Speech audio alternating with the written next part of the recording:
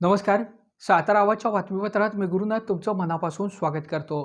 जिल्हा बँकेच्या निवडणुकीच्या रणधुमाळीत दोघांच्या वादात तिसऱ्याचा लाभ या मराठी म्हणीचा प्रत्यय जावळीतील राजकारणामध्ये दिसून येत आहे. अंतर्गत कलहामुळं निश्चितच विरोधक याचा फायदा उठवण्याच्या तयारीत असल्याचं चित्र सध्या जिल्हा मध्यवर्ती बँकेच्या निवडणुकीच्या झालेल्या ठरावावरून जावळीमधून स्पष्ट दिसून आलेलं आहे.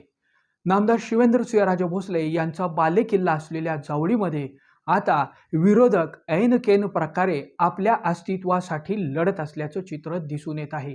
यामध्ये अंतर्गत कलहाचा फायदा विरोधक उचलतील अशी परिस्थिती नामदार शिवेंद्रसिंहराजे येऊन देतील का, असा प्रश्न आता जावळीमध्ये उपस्थित झालेला आहे.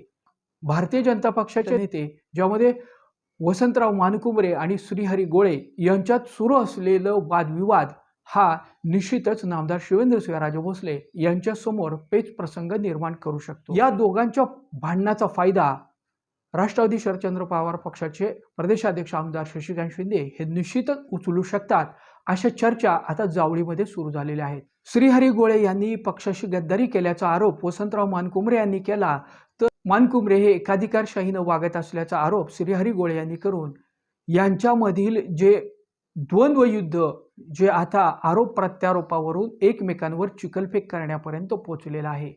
वेळीच या धुमसणाऱ्या आगीला शांत करण्याचं काम नामदार शिवेंद्रसिंहराजे भोसले यांना करावं लागणार आहे. याचे दूरगामी परिणाम निश्चितच जावळीच्या राजकारणावरती पडू शकतात. जिल्हा बँकेच्या निवडणुकीच्या या रणधुमाळीमध्ये जावळीमधील भविष्यातील रणनीती आखताना एकमतानं झालेल्या पराभवाचा वचपा काढण्यासाठी आमदार शशिकांत शिंदे हे आपल्या रणनीतीचा वापर करत असल्याचं चित्र आहे. दोघांच्या भांडणात तिसऱ्याचा लाभ या म्हणीचा प्रत्यय जर आला तर जावळीतील येणारी सत्ता समीकरणाची समीकरणं ही निश्चितच बदलू शकतात. या अनुषंगानं खरं तर कोणीही गाफील न राहता डोळ्यात तेल घालून आपापल्या परीनं प्रयत्न करत आहे.